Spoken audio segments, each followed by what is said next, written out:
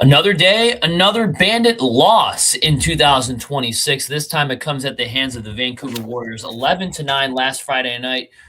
Word of the year, inconsistency. The Bandits are once again the most inconsistent team in the National Lacrosse League this year offensively.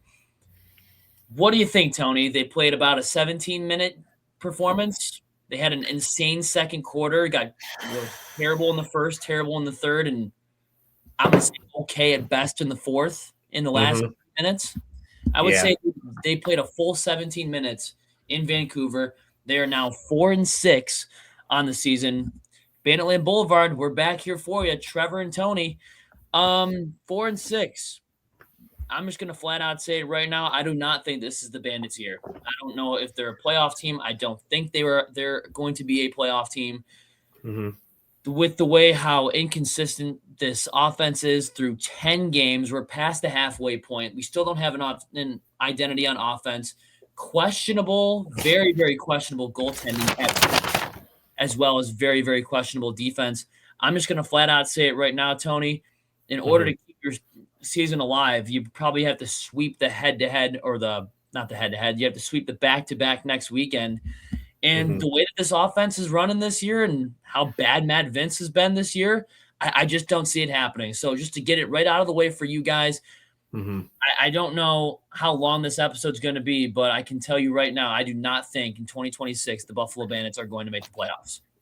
After their performance in the first half, it looked promising, and we thought, okay, they're came out with a 6-goal, probably the best quarter in the whole year. And then all of a sudden just say, you know what? I think we're done for the night. You still got a whole half to play. Why does it tell you to disappear and playing a different mindset, offensive striking, when you guys have them on the ropes and you guys don't finish up, it's like in a boxing match. You don't finish them.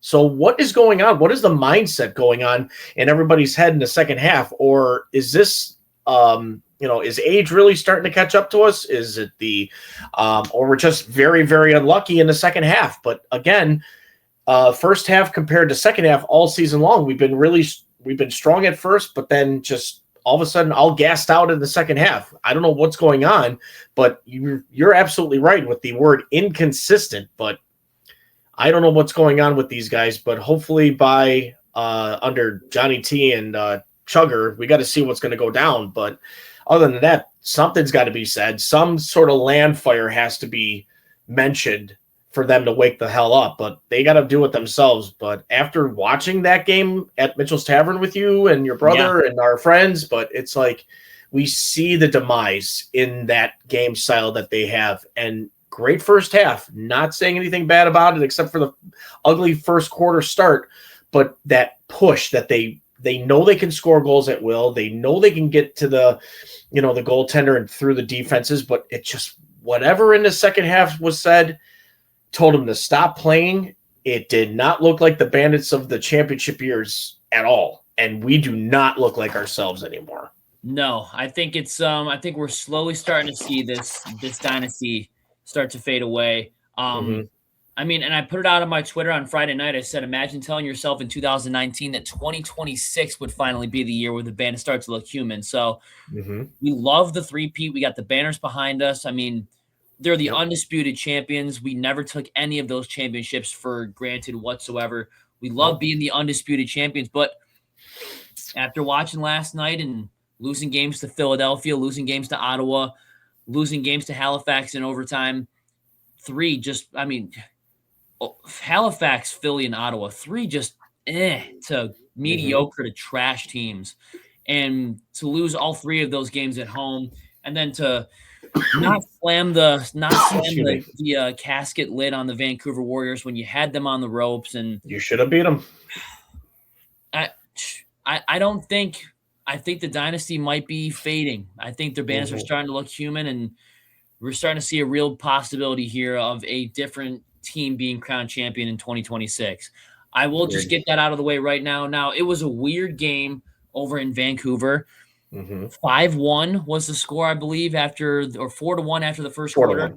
Yep. Vancouver pots in another one to start off the second quarter. Matt Vince looking completely just, I don't understand. I thought this game defensively was one of the best I've seen in quite a long time. If we had this defense in the Philly game, I think we win that game. I think if we had this type of defense in that Halifax road game, I think we win by a lot more. This was one of the best defensive games I've seen, especially out of Mitch Desnew and Zach Belcher. I thought they both played out of their minds. Taylor Dooley, I think, should have a permanent roster spot on this team. 3 just outstanding performances. Dylan Robinson going on the injury reserve, opening up the door for Taylor Dooley. And that guy, I mean, not only is he a great defenseman, but he's an absolute playmaker. Got a great assist on a Josh Byrne goal in the second half. But anyways, they're down 5-1. Defense is starting to pick it up. And the Bandits go on this 6-0 run to go up 7-5 late in the second quarter. Nanakoke gets one. Dane gets a couple. Josh got a couple of them. Dane scored one. Buchanan scored.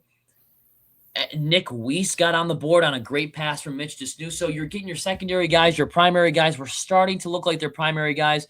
Josh Byrne getting 2 goals in the same quarter. We saw an air burn goal out of him, which was something we haven't seen in quite a long time. Taking a 7-5 lead, Christian Del Bianco gets pulled. They put in their backup O'Toole, and we're thinking we have him on the ropes. Just got to keep scoring. And the word of the year in 2026, they come out of the half up 7-6 on some bullshit power play goal that I'm going to call it right now is complete bullshit. A holding penalty. Who'd that go to? Was that to Mitch Desnew, I believe it was? Yep. Yes, it was. Another BS call against Mitch Desnew. But meanwhile, Josh Byrne gets the stick ripped out of his hands. That doesn't get called. Vancouver goes down the field and scores on the power play. 7-6 at half. Just complete nonsense from the idiots in the striped shirts, per usual. But you go into the third quarter with the lead. Word of the year, inconsistency. How many goals did the Buffalo Bandits score in the third quarter, Tony? How many goals did they score? Absolutely 0. 0. Can't have that. Cannot have that, and that has been a microcosm of this entire season. You'll have the quarters where you score 5 or 6 goals, and then just nothing. No, And then can't play like that. Yeah, you could say this for the entire second half. The fourth quarter rolls around, down 10-7 because it gets out of control. The offense is still making dumb decisions with the ball, waiting for less than 5 seconds to take a shot on net, missing the net completely, turning the ball over. Steve Priolo had a horrible night in Vancouver, just completely terrible, taking bad penalties, airmailing passes. We got to have a real question about who the captain's going to be for this team because Steve Priolo spends what seems like every single game he's in the penalty box, airmails a pass. He's not doing his job. So outside of maybe the Philly game, I don't think Steve Priolo's had a particularly great night all season long, and we got to evaluate the captain spot going into next year, depending on how bad this season ends up being, or if the Bandits turn it around. We'll see.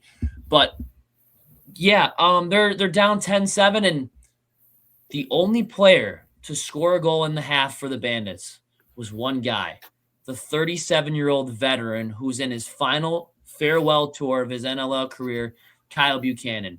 Scores 2 goals to go down 10-9. They score an insurance goal with like 10 seconds left to win the game 11-9. But yeah, that obviously sparks the question for the offensive side. While your defense is keeping you in the game and Matt Vince is having a shaky night again, I mean, 11 goals given up on 39 shots. Bad. We expect way more out of Matt Vince. Just a bad night from him. But your offense is gone AWOL again. The only guy to score is the 37-year-old veteran, Kyle Buchanan. He scored twice. And those were the only 2 goals they scored in the second half. Where was Josh Byrne in the second half? Great. You had a good second quarter. Where are your primary guys? Where are your Dane Smiths? Where are your Josh Byrnes? Where are your Nanakokes? Oh, I can tell you where Tehoka Nanakoke was in the fourth quarter. In the penalty box. He was in the box. He was in the penalty box. A really foolish penalty at the end. 2 minutes and 30 seconds to go. He takes the dumbest interference call. I mean, it wasn't a dumb call on the field. It was a stupid penalty to take. I mean, he just flat out runs into the guy when he has his head down, doesn't even have the ball. So that's going to get called all day. Dumb penalty. Where was your Benesh Where are your Ryan Beneshes? Where are your Lucas Nielsen's? Oh, wait, I can tell you where Lucas Nielsen was. Healthy scratch. Yep. Again, sitting down, not doing it. They allowed him to sit for some reason and letting Benny come in. Or I don't think it was Benny that was his replacement. Who was his replacement? Do we know? I don't know. Or was it Benny? I don't know. It was probably Mike McCannell. Was probably his replacement. McCannell wasn't even out there, I don't think. Yeah, he was scratched too. So it was probably one of the defensemen. Mm-hmm. Thomas Whitty was playing. Whitty was playing and Belcher was playing. Was Belcher. Yeah, those two were out. So and Whitty didn't have a bad night either. He looked okay out of the transition. wasn't terrible. Pretty decent. But my question is, outside of, can we make a tough save in this league? Can we make a routine save? Matt Vince had a horrible night. Not even going to sugarcoat it. It was terrible. But when is his offense going to turn it around? Or are they ever going to turn it around? We're 10 games into the season. We got – I don't even know if you saw this today. Saskatchewan completely routed Philadelphia Wings, killed them by 8 goals, 14-6. So we got them coming into our barn next week. By the way, Saskatchewan's 10-1. That's not good for us. Thought I would throw that out there. And then Saturday night, you got to go to Toronto, who just beat the Colorado Mammoth over the weekend. Another team you got crushed by. And I think the only way to keep your season alive in the playoff hunt is you got to sweep this weekend. You got Saskatchewan at home on Friday, Toronto on the road on Saturday. I just don't see it happening. I don't know where your offense is going to come from. I really don't see it. And then after that, you got Colorado again. So you tell me if I'm being too hard on these teams, meaning the viewers and the listeners, where the hell do you guys see these wins coming from? I mean, again, I say 23, 24, 25 champions. We love it. We're forever grateful. We didn't think the fall from grace would be this hard. We thought it was maybe going to be like you go to the playoffs, you get bounced in round 1, or you go to the playoffs and you lose in the semis, or who knows, maybe even go back to the championship round and you lose there. I don't know what – I didn't have the Bandits looking like a 6-12, 7-11 season. I that's not the way it was supposed to be. Yeah, I just completely couldn't hear exactly what you were saying because they were having technical difficulties on this end, but it was probably something about Matt Vince not having his way, obviously allowing probably some pretty goals that we could have said were even kids could probably stop it. But again, I mean, from a perspective looking in, watching the game, and yes, we see that the defense can keep the opposing offenses to like 10, 11, 12. That's fine. But our offense cannot be averaging 9. That's not going to win you games. You need the firing power. Dane Smith, Josh Byrne, 8 to 12 points per game. Ian McKay was completely quiet in the scoring. I mean, what could you ask for from Kyle Buchanan except that's his normal for 3 goals out of him? Benesh, again, we brought you back because, yes, even though he scored the first goal, but I felt like he could score a hat trick at will too. He's done it against us when he's played for the opposing team. So what's the difference of playing against a team you've obviously had success against? Benesh in the preseason was scoring 4 or 5 goals a game. Yes. So maybe this is a sign. And I'm not trying to tell Johnny T or any coach how to do their job, but I think it's time for our youth, the guys that we've been holding back healthy scratch-wise, to get them out on the floor, let them play more, let them get used to the system, and let's see what these guys can do. Obviously, when Lucas Nielsen was getting pretty good with his goal scoring and his ability to play make, he was starting to get a rhythm, and then all of a sudden you take him away from that, and I don't understand why, but maybe you had your reasons, but I can't tell you that. But the fact is that if you know now that this is a game of runs and younger is faster and hungrier to play than the experienced, you got to go with that now. It's the way how we're looking like we're the experienced but old to their youth and determining. You know, they want to play to win. They want to go out there and just hustle, don't quit, don't do nothing else but win the game. And it's like we've lost that. So hopefully by this next coming game, they'll allow the youth to come up, like bring in Carter Coffey. Let's see what he can do on defensively. Let's see if whoever else needs a breather just to take a seat and look into what they need to get done to fix their defensive core. But also for our offense, I know we've got offensive players ready to go. Why don't we get them up on board and see what they can do against maybe one of the toughest teams we're going to be facing known to man, and just see what they can do. If they look like crap, fine. You sit them back down. You put your experience back out there. But if they're looking promising and they're scoring goals at will and telling you, we can do this for you every week, that's a sign to keep them on board and don't let them go until they either get hurt or they play god-awful. That's what I think. You know what else I think that the Bandits offense is missing? They're missing the guy, the big frame in front of the net that's going to set a pick and open the lanes for Josh Byrne and Dane Smith to take shots. I mean, that guy that comes to mind is Chris Cloutier. I mean, he was so valuable. Yep. Not only from the goal scoring department, but giving open lanes for guys like Josh Byrne and Ian McKay and Chase Fraser and Dane Smith when they were here and when they would set picks and set open lanes to shoot. Kevin Dostie was known for doing the same thing, and he was so underrated for that. Corey Bomberry and Roger Weiss used to do the same thing, and that would open lanes for Steinhaus and Tavares. So maybe at the trade deadline, somebody that you have to attack is that spot, the big frame that's going to set the picks. We tried that with Mike Triolo, complete failure. I mean, the guy absolutely sucked. So yes, he did. He was not a part of that. Couldn't catch a pass, couldn't do anything. He was blessed with a 6'8" frame and couldn't do a damn thing. So we already tried that. Might have to try this again. And I love Johnny T to death. I think he's the best coach in this league. Here's my problem with the coaching staff. How is Lucas Nielsen ever going to develop? And for any of the young guys, how are they ever going to develop if they don't play on a consistent basis? You played him in the Philly game, had a pretty good night. You played him in the Halifax game, had a pretty good night, got a couple assists there. And then Vancouver, he's on the bench? Like, I don't understand. Like, he's not going to grow. These young guys are not going to develop. You look like the oldest team in the league, probably because you are the oldest team in the league. I love Benny. And he can score a couple goals. He can get you a couple goals. But, I mean, he's 41 years old. Paul Dawson looks over the hill, and he's, 42 years old? Again. Roughly near there. Appreciate everything. I think if Steve Dietrich didn't trade for him in 2024, I don't think we win the championship in 2024. So thanks, Paul Dawson, for your contributions. You were one of the best defensemen in NLL history, but Father Time's caught up to you too. Matt Vince, he's 43. I mean, we're looking like the oldest team in the league.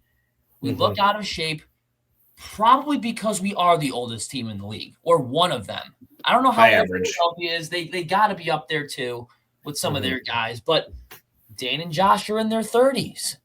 Just putting that out there as well. Ryan Benesh is 41. Paul Dawson's 42. Matt Vince is 43. Like, just thought I'd throw this stuff out there. We have a mix, a melting pot of guys from different ages, but the melting pot consists of older players, former champions, and multi-time champions too. So you got the experience there, but you also have the inexperienced, and you also have the new guys that you acquired in either a trade or picked up in free agency or what have you. So you got your experienced vets. And by vets, I mean Benny, Vince, Dawson, Priolo. Experienced multi-championship guys, Dane and Josh, all the way.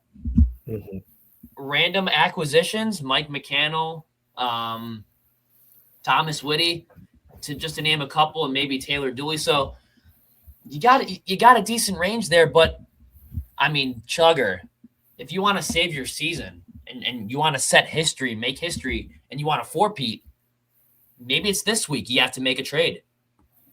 Something's got to be done. I mean, like you said, we might have to sacrifice a few to get what we want, and that's something that we need an offensive scorer. because if we are not averaging plus 10 and above, we are looking like the teams that have been rebuilding for decades to come. And we need to wake up and figure something out before it gets worse. And right now, after, like you said before you left the bar, we've lost 5 games out of the last 6. And that is ugly to say about the Buffalo Bandits, about how good they've been playing. But it's very, well, for any team, it's unacceptable. But for us as champions, that's extremely unacceptable. We shouldn't be playing this bad right now.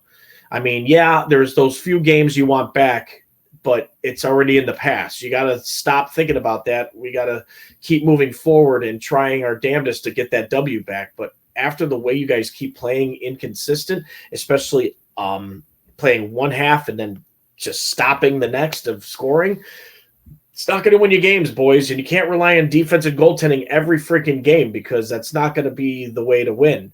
You got to go out there and you just have to punish the goaltender as much as possible, like you were in that second quarter. You didn't quit. You lethal on the shots, and you just found a way to score. And that's the thing. You got to stay consistent in every freaking quarter. Other than that, you've got to wake up, and it's time. The time to wake up is right now. There is no more excuses. Stop with the bullshit penalties. Get out there and fucking beat them in the scoreboard. That's the only way. I'm sorry I'm cursing, but sorry for the fact that you guys need to wake the up right now. All right, Tony, wake up.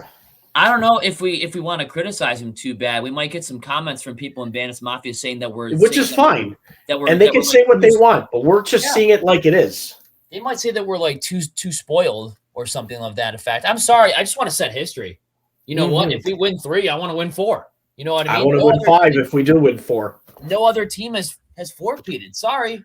I guess Tony and I want to set history, and you don't. You're happy with 3 straight. And hey, there's plenty to be happy about there. But there is. To any fan that wants to call us spoiled, sorry for us wanting for our favorite team to set history and break NLO records. I guess you guys don't want that. So just thought I'd throw that out there, because there's a lot of comments in here saying we're the most spoiled fan base in the league and this, and that. We could have said that about Rochester in their heyday. You don't think freaking Rochester wanted to win 4 in a row? You're sadly mistaken. And guess what? Rochester was damn close from winning 4 in a row. They didn't have the fall from grace like the Bandits are having right now. Just putting that out there as well. But then again, Rochester, and I will debate this with every single Nighthawks fan, the Nighthawks never had to deal with the unified standings. So I think the Bandits 3-peat is way more impressive than the crap that was the old Nighthawks. Yeah, so the current Nighthawks aren't even the champions. It was the old ones. Still impressive nonetheless, but you didn't have to deal with the unified standings and the salary cap and all this other stuff. So, and you guys, we have Dane Smith and Josh Byrne. They had John Grant Jr. and all those other guys. So it's fine. It's whatever. But just thought I'd throw that out there as well. When we speak of inconsistent offenses, we have to just go down the line. I'll tell. Well, first of all, I'll tell you who was consistent. Typically against the Buffalo Bandits, and that was on the other side, Jesse King. 4 goals for Jesse King? 3-2-5. He's a Bandit killer, and they don't even limit him at all. He scores a good 4 goals. It's a typical Jesse King night. He had 3. He had a hat trick. Curtis Dixon. Dixon had 4. He had 4. Great night for him. Keegan Ball, we forgot to mention in the pregame. He had a hell of a night too.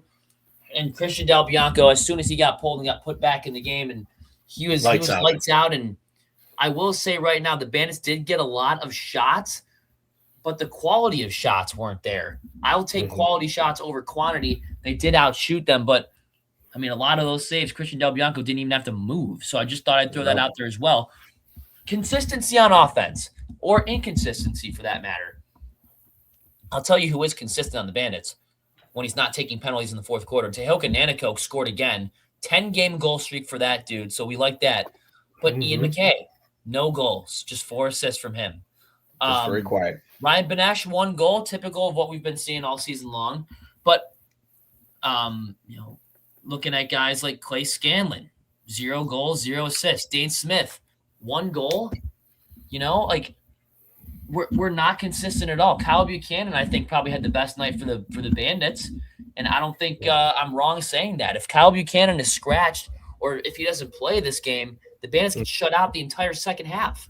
So, we don't get any numbers from Clay Scanlon. We don't get any numbers from Steve Priolo. We get a goal from Nick Weiss. That's good.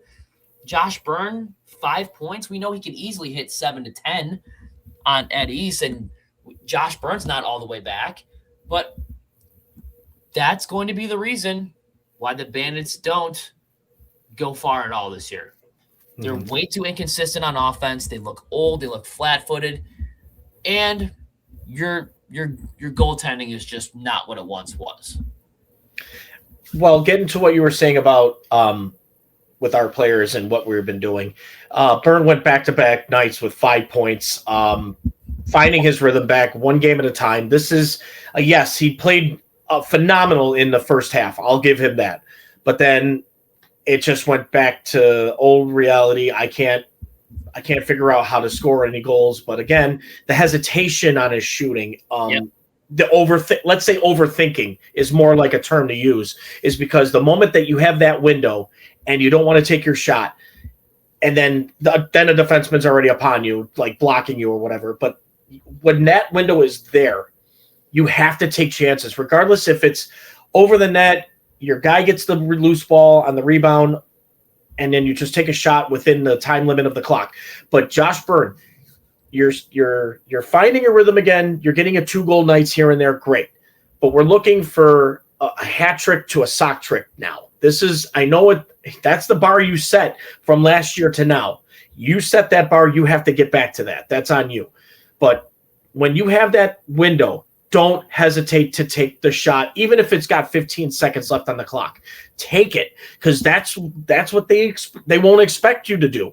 The opponent goalie will not expect you to do that, because everybody knows that the Bandits offense will always wait from that 5 second to 0 always to get that perfect shot. They've got to stop doing that. They've got to start peppering the goalie no matter where he is at. The more you have him not setting up and getting prepared for the upcoming shot coming to him, that's the opportunity you got to take. When he's not set up, like even NHL, it's the same thing. If the goalie's not set up and ready for that one-timer, you're going to score 95% of the time. That's what you got to do against these guys too. I mean, yes, it's a little easier because you're on feet and you can move more faster, but just that glimpse of a second that you have to shoot the ball before he plants himself and sets himself up, you got to take that risk and take the shot. It could go off his shoulder and over the net, and you get a fresh 30. Could have hit off the goalpost and go out of the net and get a fresh 30. But I'd rather see that than the ball go the other way and they score a quick one like that. So please start taking more shots. I know you outshot them 48-39 this game, and you've been doing that all season for the majority. But when you have opportunities like that, even for a glimpse of a second, do not hesitate. Do not overthink. Just throw the ball to the net. Even on passes, like Dane Smith scored 1 goal. I believe it was on a pass, and it went in. Unexpected goals will happen. You just have to take the risk. Go for it. Don't wait. Don't hesitate. Just shoot the damn ball. Go back to game 1 against the very same team in the semifinals against Vancouver. Do you remember the Teo Kananakil underhand shovel shot that just found the back of the net? These fluky goals, they happen. So they happen. Just take them.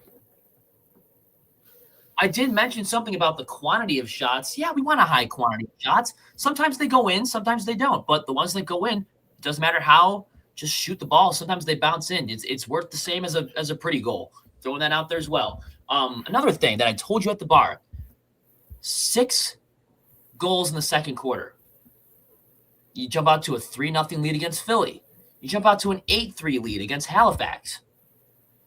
That shows me that you can do this. This is what the offense can do on a consistent basis, and they just don't do it. In 2026, I don't know why, but you get a 6-goal quarter here. You jump 3-0 against Philly, 8-3 against Halifax, and then they just stop. Like, that is the Achilles heel of this team in 2026. That is the offense that we are capable of seeing. When you see an offense like that, you should know that, hey, we're capable of making some noise in this league. The 4-peat could be on if we're just that more consistent. if we score maybe 4 in the first, 6 in the second, maybe 2 in the third, and 4 in the fourth, you'll win the game. Like, that's what pisses me off so much about this season is, sometimes it's have a bad night, but you're capable of scoring a shit ton of goals. You did it against Georgia, who's one of the top teams in the league. 15, 13 against Calgary. Bad team. Like, I don't understand too many of these games where there's just 1 goal in the first, 0 in the third. Like, they're way too inconsistent right now, and I don't know if it's too late in the season to change anything, but that's the reason you lost this week. Other than the fact that Matt Vince couldn't stop a beach ball in between the pipes, but that's a different story. The thing that's making me upset is they're so capable of running that offense on a consistent basis, and we only get it 15 minutes a night at most. Well, then this is where somebody in that on that offensive squad needs to go, look, we need to continue this trend. We need to stop worrying about what they are doing to us. Let's help this team by scoring the goals for them, and then let the defense and goaltending worry about themselves. But again, it's a team base. It's not a one-on-one. It's not, egotistical for us to go in there and go, well, I need to take over and just score 15 points because that's the only way we're going to win this game if I do something. Well, then if that's the mindset you guys want to go to, then so be it. Then you got everybody's pointing the finger at you and going, hey, he's not letting us play. He's not letting us do this. But maybe it's time. We need someone like either Josh Byrne and Dane Smith to go back to their old ways where they were the only ones getting the ball and actually scoring goals. I don't know, but that's on them. But what they need to do is take a step back, get the offensive squad all together in a room and go, who wants to be the hero of the night? Who wants to step up and score goals? Who wants to be the one that we can rely on every week to make sure that you get a hat trick and this person gets points and this person can get scoring and whatever. Everyone, if it was me and you or whoever else in that locker room and we were struggling, who needs to step up? And if we'd be like raising our hands and be like, look, I want to be the hero. I want to go out there and prove myself to somebody. And it's not just to myself. It's not to the team. It's not to the organization. It's to the people, the fans that come every week to the home games, away road trips, that spend their money, buy your jerseys, get the merchandise. Those are the people you got to realize who you're playing for. And I'm not saying that just because of what you did the previous 3 seasons. This is right now.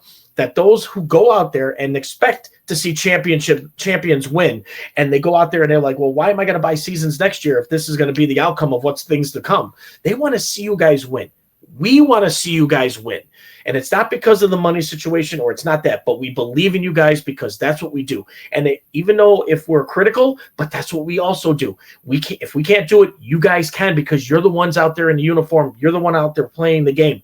But if you don't want to prove to somebody, I don't know what to tell you, but it's time to wake up, boys.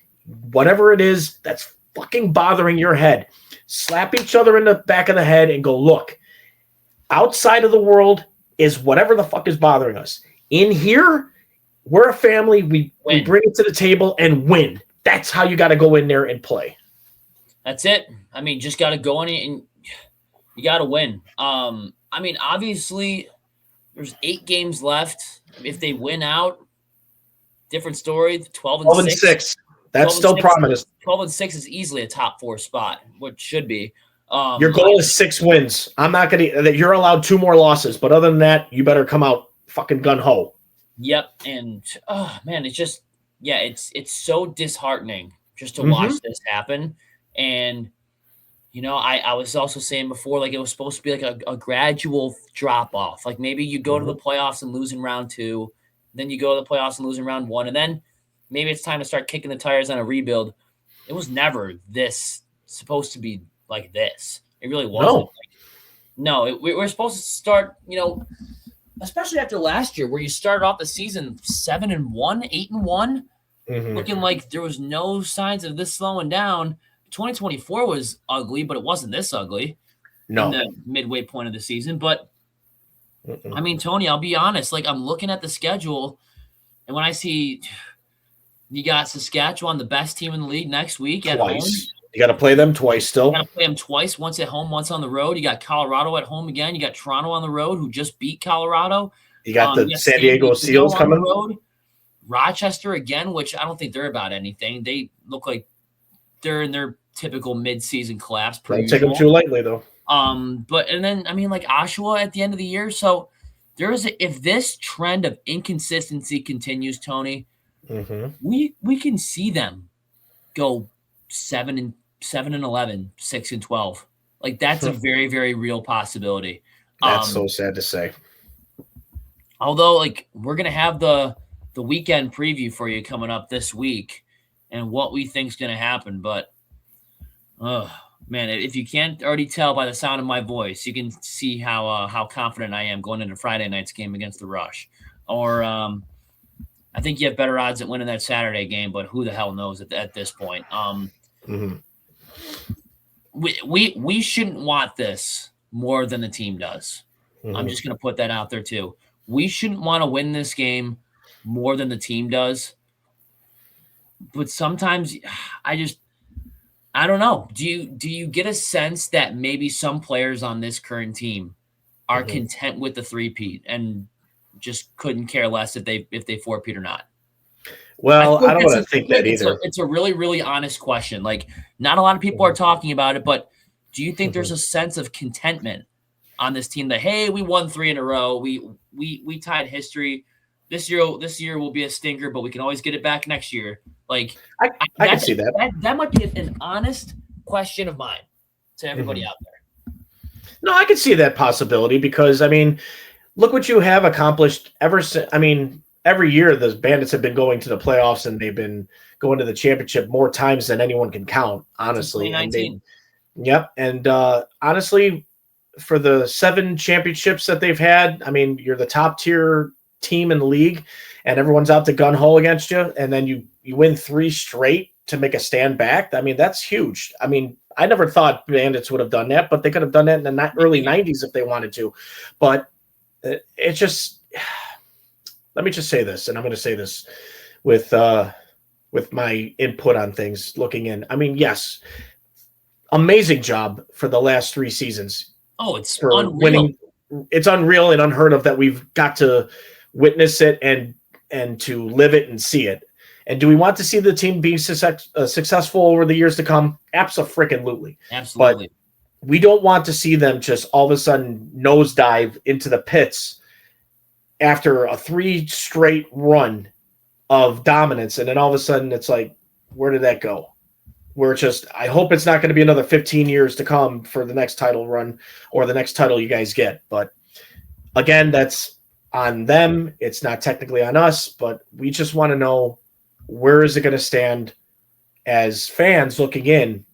Because, once you see that start to fade, a lot of fans don't start showing up. And that could also lead to other thinking processes about where you want to move the team. But I don't see this team moving anywhere because of the fact of how successful we have become. And the fan base here is very impressive to my eyes. And it's unbelievable here with the people that we know and share the moments with here in Banditland. But I'm going to say, for those that are saying, if this is my last year and we don't do anything about it, so be it. I mean, it's great that we've got our history in there. It's win or lose. I don't give a fuck what anybody does. I am too.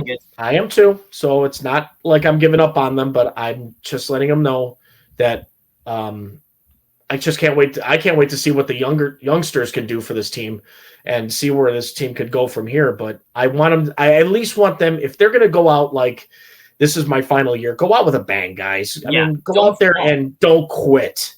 I mean, don't look like you're only a 1/2 team and you're not a full 60-minute team. You guys can play. You guys can score.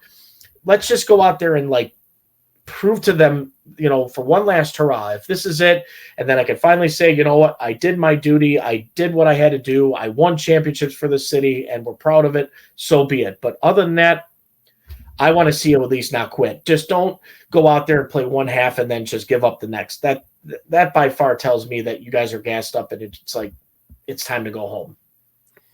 Now it's time, Tony. Banditland Boulevard player of the game. 11-9 loss to Vancouver. this loss also showed me a couple things. Number one, you could hang with the top teams. You can. A couple goals in the third quarter, you probably win that game. Like this team has the chance to they hang with the top teams. Either that or Vancouver might be the frauds that I've been saying that they are for quite a while now. I know that they have such a good team, but I don't know how far they're going to go in the playoffs. They look easily beatable. Saskatchewan figured them out, and other teams came close to dethroning them too. Just the Bandits can also hang with them. They only lost by 2, but Banditland Boulevard player of the game, I have 1 for the Bandits, and I have 1 for the. Actually, I'm just going to go with the Bandits player. Kyle Buchanan is my player of the game. The only one that decided to show up in the second half, not airmailing passes, not missing the net by 70 feet, like the dude in the Ninja Turtle kicks was doing in the second half. He was finding the back of the net a couple times, while the rest of the team couldn't. Ian McKay wasn't scoring. Clay Scanlon wasn't scoring. Dane Smith wasn't scoring. Josh Byrne didn't score in that second half. The one guy that remained consistent was the 37-year-old vet, Kyle Buchanan. 91 doesn't prove me anything that he knows he can play the sport difficultly and say that he's not meant to be a part of this team. Hat trick again, staying consistent, finding his groove. That's all we basically ask for from him. And he finds ways to follow. I mean, yes. I mean, if you're going to follow somebody, follow his lead. Let's see if everyone can contribute like he does, you don't lose games. I'd stick the C on his jersey, bro. I'm telling you. Well, if he decides he wants to come back for one last hurrah, but again, could probably be his final season. So he's going out with a bang. He's trying his hardest. He's trying his damnedest to get, to contribute as much as possibly he can, but he can't do it alone. That's all I can say about that. Right. And I was going to take that guy. I was going to take Kyle too, but there you go. You took it right out of there. So we're going to, 91 is the go-to guy so far. I mean, he's proven people wrong. Banditland Boulevard player of the game is Kyle Buchanan. Unanimous decision. Boom. Unanimous. But for Vancouver, take your pick. I mean, yeah, basically, I'm going to go with the guy that's, that kept him in the game, even though he looked like he was going to get pulled for the worst. But Del Bianco, again, was lights out goaltending in the second half, keeping the Bandits to only 2 goals and telling them, like, hey, just like we expected. I'm still a good goaltender, whether you like it or not. So one of the best. He definitely proved that. I'll go with Curtis Dixon. I think if he maybe had 2 instead of 4, we go to overtime, but he was the difference maker on offense for that team. So if I have to choose a player of the game for the Warriors, I'm going with old other Bandit killer, Curtis Dixon. But 11-9 loss to Vancouver. Should be an interesting week coming up for the Bandits this week. Friday night lights in Banditland. First game in Banditland since February 7th against the Wings, I want to say. So it's been a while, but almost a month. First game in Banditland in 20 days. The Bandits got the rush, 10-1. Just beat Philadelphia 14-6 today on the road, by the way. I thought I'd throw that out there as well. And then Toronto on Saturday. Tony and I will have the weekend series preview sometime this week, and we'll have the post-series recap for you probably the Sunday after that. So look out for that on Banditland Boulevard. But, Tony, right now, time to shout out our sponsors. Banditland Boulevard is brought to you in part by Mitchell's Tavern, located at 734 Sheridan Drive in Tonawanda, New York. Guys, if you haven't checked it out yet, we were there for the game against Vancouver, and let me tell you something. We were satisfied with everything known to man. The service was phenomenal. The food was spectacular. Damn right. And if you guys haven't gone there yet, and congratulations to Mark Lynch, who won the signed, autographed Ian McKay picture. Congratulations. And also, because it's his birthday coming up Tuesday, happy birthday, Mark Lynch. Yeah, dude, happy birthday. So if you guys haven't checked it out, go and check it out. We're telling you, Trevor Hauer, myself, Tony LaMonica is saying, go check out Mitchell's Tavern. They got one of the best foods in the world. I'm telling you, they will treat you like family. Also, we'd like to thank Herney's Journeys. If you guys want to book your next trip or vacation, contact Suzanne Pike at SuzannePike@Herney'sJourneys.com. Let her book your next big adventure. And finally, we'd like to thank Nino's Pizzeria, located at 2 locations at 1737 Orchard Park Road in West Seneca and in 315 Buffalo Street in Hamburg. Guys, if you want to go order your pizza, wings, subs, you name it, as you like it, only in America through them. And if you guys are watching us live here on YouTube through StreamYard, give us that like, follow and subscribe to our channel. Every time, hit that notification bell every time we talk about Buffalo Bandits across. And if you're just listening in on every device known to man, through your tablet, your phone, or your radio, through Spotify, give us that 5-star rating that we talk only things about your men in orange and black, your Buffalo Bandits. Damn right. And thought I'd give a quick shout out before we wrap this up. Team USA bringing home their first gold medal in Olympic hockey since 1980. 46 years in waiting. On the exact date, 46th anniversary of the original Miracle on Ice. So hanging in the rafters with 1960, 1980, 2026. And now 2026. 3-time gold medalists in the Winter Olympics, taking down the big bad foes in the boys up north in the Great White North in Canada. Jack Hughes, athlete of the year, wins his ESPY. Give him the ESPY right now. That's athlete right. of the year for hockey, Jack Hughes. I don't even care who wins the Stanley Cup, but shout out to those boys. Long time coming. I'd never know if I'd see the day after that Sidney Crosby golden goal against Ryan Miller in 2010. I didn't know if I'd ever see the U.S. win the gold medal. They got it. Jack Hughes is phenomenal.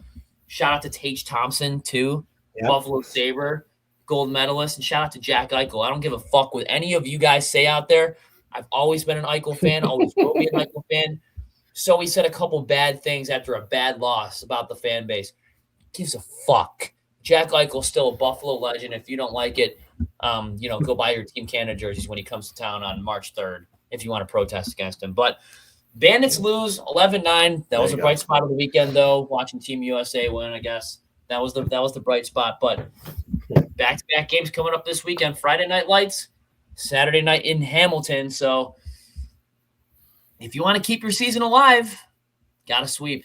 Sorry to say it. Spoiler alert city coming up on the preview episode, but got to sweep to because your season right now, I mean, you're on life support. You have almost flatlined as far as I'm concerned with the way the offense has been and just looking ahead at the gauntlet of a schedule that you guys have.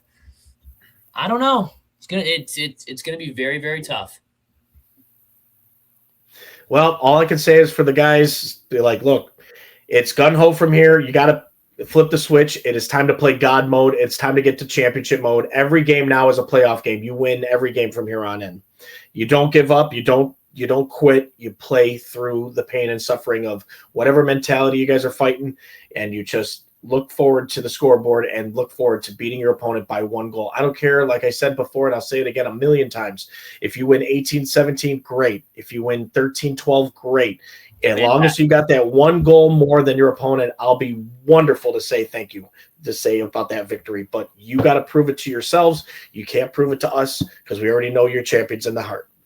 Yep, that's it. 3 simple words, though, that we end every single show: win or lose. Don't get it twisted. We are not fake fans on this show. We always end the show with 3 simple words. Say it like it is. Tony, what are those words? As Chris Swenson always tells us, in 3, 2, 1. Let's go, Bandits. Let's go. Get back on track and wake the fuck up. Let's go. Couldn't have said it any better. Let's go.